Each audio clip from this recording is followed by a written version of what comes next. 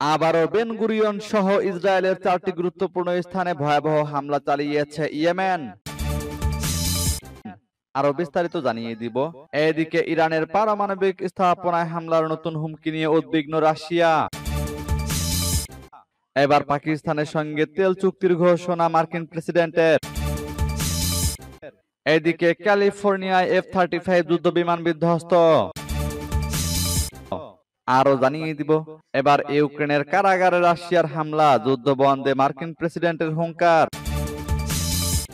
এদিকে গাজায় ত্রাণ নিতে গিয়ে ইসরায়েলের হামলায় 70 জনের বেশি নিহত। এবার ফিলিস্তিনকে স্বীকৃতি দেওয়ার পরিকল্পনা কানাডার। এবং সর্বশেষে জানিয়ে দিব। এদিকে ইসরায়েলি বিমানবন্দরে হামলা চালিয়ে হুতির হুঁশিয়ারি। শুনছিলেন সংবাদ শিরোনাম, এখন বিস্তারিত। তবে তার আগে অনুরোধ থাকবে, এই ভিডিওতে একটি লাইক দিন এবং কমেন্টস করে জানিয়ে দিন আপনি কোন জেলা থেকে বা কোথায় থেকে আমাদের সাথে যুক্ত রয়েছেন, এবং সংবাদের সর্বশেষ গুরুত্বপূর্ণ আপডেট পেতে চ্যানেলটি সাবস্ক্রাইব করে আমাদের সঙ্গে থাকুন। আবারও বেন গুরিয়ন সহ ইসরায়েলের 4টি গুরুত্বপূর্ণ স্থানে ইয়েমেনের ভয়াবহ হামলা। তেল আবিবে অবস্থিত বেন গুরিয়ন বিমানবন্দর সহ দখলদার ইসরায়েলের 4টি গুরুত্বপূর্ণ স্থানে ক্ষেপণাস্ত্র ও ড্রোন হামলা চালিয়েছে ইয়েমেনের সশস্ত্র বাহিনী। মোট 5টি ড্রোন ও একটি প্যালেস্টাইন 2 হাইপারসনিক ক্ষেপণাস্ত্র ব্যবহার করে এই হামলা চালানো হয়। বুধবার পৃথক বিবৃতিতে এ দাবি করে হুতি আনসারুল্লাহ নিয়ন্ত্রিত ইয়েমেনের সামরিক বাহিনী। বিবৃতিতে ইয়েমেনি বাহিনীর মুখপাত্র ব্রিগেডিয়ার জেনারেল ইয়াহিয়া সারি বলেন, প্রথম হামলায় ইসরায়েল অধিকৃত ইয়াফা এলাকায় 2টি ড্রোন দিয়ে একটি গুরুত্বপূর্ণ লক্ষ্যবস্তুতে আঘাত হানা হয়। দ্বিতীয় ও তৃতীয় হামলায় যথাক্রমে আশকেলন ও নেগেভ অঞ্চলে ইসরায়েলি সামরিক স্থাপনাকে লক্ষ্যবস্তু করে আরো 3টি ড্রোন পাঠানো হয়। সব অভিযান সফল হয়েছে দাবি করে বিবৃতিতে বলা হয়, যতদিন পর্যন্ত গাজায় আগ্রাসন বন্ধ না হবে এবং অবরোধ না তোলা হবে ততদিন হামলা অব্যাহত থাকবে। তবে ইসরায়েলি সেনাবাহিনী জানিয়েছে, ইয়েমেন থেকে ছোড়া একটি ড্রোন তারা সফলভাবে ভূপাতিত করেছে। এদিকে আরো একটি বিবৃতিতে ইয়াহিয়া সারি জানান, ইয়েমেনি বাহিনী তেল আবিবের বেন গুরিয়ন বিমানবন্দরে একটি হাইপারসনিক ক্ষেপণাস্ত্র হামলা চালিয়েছে। এতে বিমানবন্দরটির বিমান চলাচল ব্যাহত হয়েছে। এদিকে ইরানের পারমাণবিক স্থাপনায় হামলার নতুন হুমকি নিয়ে উদ্বিগ্ন রাশিয়া। ইরানের পারমাণবিক স্থাপনাগুলোতে নতুন হামলার হুমকি নিয়ে উদ্বেগ প্রকাশ করেছে রাশিয়া। জুন মাসে ইরানের পারমাণবিক স্থাপনাগুলোতে ইসরায়েল মার্কিন বোমা হামলার পর নতুন করে হুমকির প্রেক্ষিতে মস্কোর পক্ষ থেকে এই উদ্বেগ জানানো হলো। ইউক্রেন যুদ্ধ শুরু হওয়ার পর থেকে রাশিয়া ও ইরানের সম্পর্ক আরো ঘনিষ্ঠ হয়েছে। দেশ দুটি এই বছর একটি কৌশলগত অংশীদারিত্ব চুক্তিও সই করেছে। বুধবার রুশ পররাষ্ট্র মন্ত্রণালয়ের মুখপাত্র মারিয়া জাখারোভা সাংবাদিকদের বলেন, পারমাণবিক স্থাপনায় বোমা হামলার সাধারণ ঘটনা নয়, এটি আন্তর্জাতিক আইনের স্পষ্ট লঙ্ঘন। তিনি উল্লেখ করেন, এর সঙ্গে সম্পর্কিত বিপর্যয়কর ঝুঁকিগুলোকেও উপেক্ষা করা যাবে না, এর ন্যায্যতাও দেওয়া যাবে না। জাখারোভা আরো বলেন, তেহরান এবং জাতিসংঘের পারমাণবিক পর্যবেক্ষণ সংস্থার মধ্যে সহযোগিতা স্বাভাবিক করার পূর্বশর্ত হলো একটি টেকসই শান্তি মীমাংসা এবং ইরানের উপর নতুন করে হামলা না চালানোর প্রতিশ্রুতি। এবার পাকিস্তানের সঙ্গে তেল চুক্তির ঘোষণা ট্রাম্পের। পাকিস্তানের সঙ্গে বাণিজ্য চুক্তি চূড়ান্ত করেছে যুক্তরাষ্ট্র। স্থানীয় সময় বুধবার মার্কিন প্রেসিডেন্ট ডোনাল্ড ট্রাম্প এ ঘোষণা দিয়েছেন। এই চুক্তির মধ্যে দেশটির বিশাল তেল মজুদের যৌথ উন্নয়নের পরিকল্পনাও রয়েছে। মার্কিন প্রেসিডেন্ট তার নিজের সোশ্যাল মিডিয়া প্ল্যাটফর্ম ট্রুথ সোশ্যালে এক পোস্টে লেখেন, এই অংশীদারিত্বের নেতৃত্ব দেবে এমন তেল কোম্পানি নির্বাচনের প্রক্রিয়াধীন। কে জানে, হয়তো তারা একদিন ভারতে তেল বিক্রি করবে। পাকিস্তানের সঙ্গে এই চুক্তির সুনির্দিষ্ট বিবরণ তাৎক্ষণিকভাবে প্রকাশ করা হয়নি। তবে মার্কিন প্রেসিডেন্ট বলেন, হোয়াইট হাউস দক্ষিণ কোরিয়া সহ বেশ কয়েকটি দেশের সঙ্গে বাণিজ্য আলোচনায় সক্রিয়ভাবে জড়িত। তিনি নিশ্চিত করেছেন, এদিনই দক্ষিণ কোরিয়ার কর্মকর্তাদের সঙ্গে একটি বৈঠকের সময়সূচি নির্ধারিত হয়েছে। মার্কিন প্রেসিডেন্ট বলেন, আমি অনেক দেশের নেতাদের সঙ্গে কথা বলেছি, যারা সবাই যুক্তরাষ্ট্রকে অত্যন্ত খুশি করতে চান।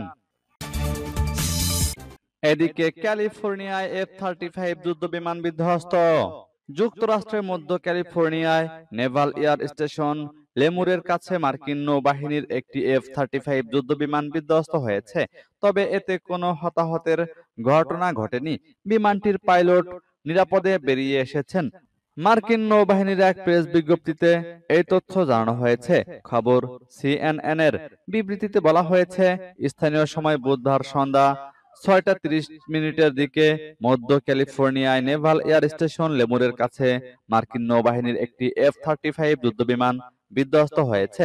বিধ্বস্ত বিমানটি থেকে পাইলট নিরাপদে বেরিয়ে এসেছেন।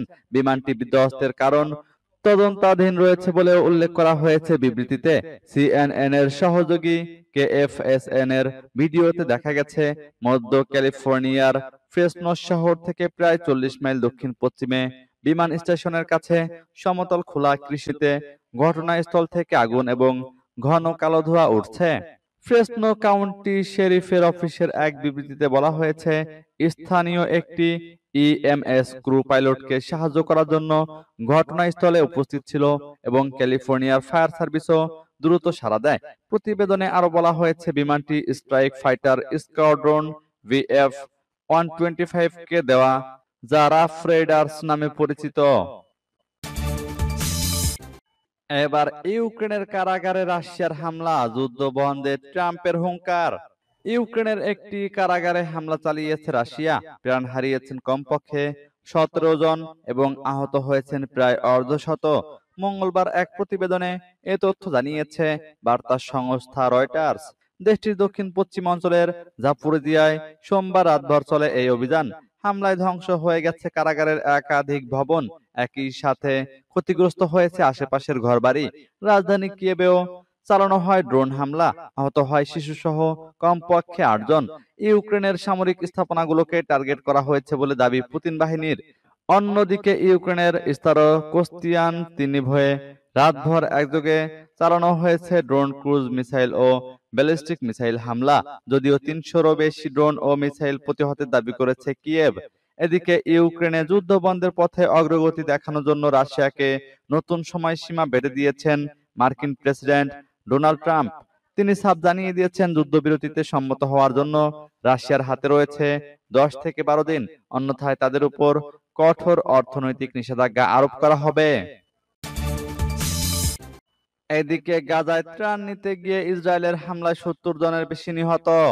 গাজায় তীব্র খাদ্য সংকটের মধ্যে ত্রাণ নিতে গিয়ে ইসরায়েলি হামলায় অন্তত 71 জন ফিলিস্তিনি নিহত হয়েছেন বলে জানিয়েছে স্বাস্থ্যসেবা সংশ্লিষ্ট সূত্রগুলো।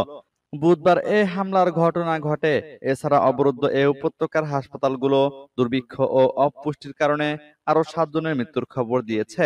গাজার গণমাধ্যম কার্যালয়ের তথ্য মতে, গতকাল উত্তর গাজায় ঢুকতে থাকা ট্রাকগুলো থেকে ত্রাণ নেওয়ার জন্য জিকিম পয়েন্টের দিকে যাচ্ছিলেন ফিলিস্তিনিরা। এ সময় সেখানে ইসরায়েলি বাহিনী হামলা চালায়। এ ঘটনায় 51 জন নিহত হন, আহত হন 648 জনের বেশি। এছাড়া দক্ষিণ গাজার খান ইউনিসের কাছে তথাকথিত মোরাক করিডোর এলাকায় ত্রাণ নিতে গিয়ে আরো 20 জন নিহত হয়েছে বলে জানিয়েছে নাসের মেডিকেল কমপ্লেক্স। চলতি বছরের মে মাসের শেষ দিকে গাজায় ত্রাণ সহায়তা বিতরণে যুক্তরাষ্ট্র ও ইসরায়েল সমর্থিত গাজা হিউম্যানিটেরিয়ান ফাউন্ডেশন কার্যক্রম শুরু করে। বিতর্কিত এ ফাউন্ডেশনের কেন্দ্রগুলো থেকে ত্রাণ নিতে গিয়ে ইসরায়েলি বাহিনীর হাতে এ পর্যন্ত 1000-এরও বেশি ফিলিস্তিনি নিহত হয়েছেন। পর্যাপ্ত ত্রাণ দিতে ব্যর্থ হওয়ায় এবং ত্রাণ বিতরণ কেন্দ্রগুলোর আশেপাশের চরম নিরাপত্তাহীনতার কারণে ফাউন্ডেশনটি জাতিসংঘ ও অন্যান্য মানবিক সংস্থার তীব্র সমালোচনার মুখে পড়েছে। এবার ফিলিস্তিনকে স্বীকৃতি দেওয়ার পরিকল্পনা কানাডার। ফ্রান্স ও যুক্তরাজ্যের পর এবার ফিলিস্তিনকে রাষ্ট্র হিসেবে স্বীকৃতি দেওয়ার পরিকল্পনা করছে কানাডা। কানাডার প্রধানমন্ত্রী মার্ক কার্নির ভাষ্য অনুযায়ী আগামী সেপ্টেম্বরেই এই স্বীকৃতি দেওয়া হতে পারে। এ নিয়ে বিগত কয়েকদিনে উন্নত 7টি দেশের জোট G7 এর 3 সদস্য ফিলিস্তিনকে স্বীকৃতি দেওয়ার কথা বলল। বুধবার এক সংবাদ সম্মেলনে মার্ক কার্নি বলেন, ফিলিস্তিনের গাজায় মানুষের দুর্দশা অসহনীয়, দ্রুত এর অবনতি হচ্ছে। এমন পরিস্থিতিতে আগামী সেপ্টেম্বরে অনুষ্ঠেয় জাতিসংঘের সাধারণ পরিষদের 80তম সম্মেলনে ফিলিস্তিনকে স্বীকৃতি দেওয়ার পরিকল্পনা করেছে কানাডা। তবে এই স্বীকৃতি কিছু বিষয়ের উপর নির্ভর করবে বলে উল্লেখ করেন কানাডার প্রেসিডেন্ট। সেগুলো হলো, ফিলিস্তিন কর্তৃপক্ষকে নিজেদের শাসন ব্যবস্থায় মৌলিক সংস্কার আনার, হামাসকে বাদ দিয়ে 2026 সালের সাধারণ নির্বাচনের আয়োজন করার এবং এই ভূখণ্ডকে নিরস্ত্রীকরণের প্রতিশ্রুতি দিতে হবে। সেপ্টেম্বরে ফিলিস্তিনকে রাষ্ট্র হিসেবে স্বীকৃতি দেওয়া হবে বলে কয়েকদিন আগে জানিয়েছিলেন ফরাসি প্রেসিডেন্ট এমানুয়েল ম্যাক্রো। পরে ইসরায়েলে কিছু শর্ত না মানলে ফিলিস্তিনকে স্বীকৃতি দেওয়ার কথা বলেন যুক্তরাজ্যের প্রধানমন্ত্রী কিয়ার স্টারমার। এদিকে ইসরায়েলি বিমানবন্দরে হামলা চালিয়ে হুতির হুঁশিয়ারি।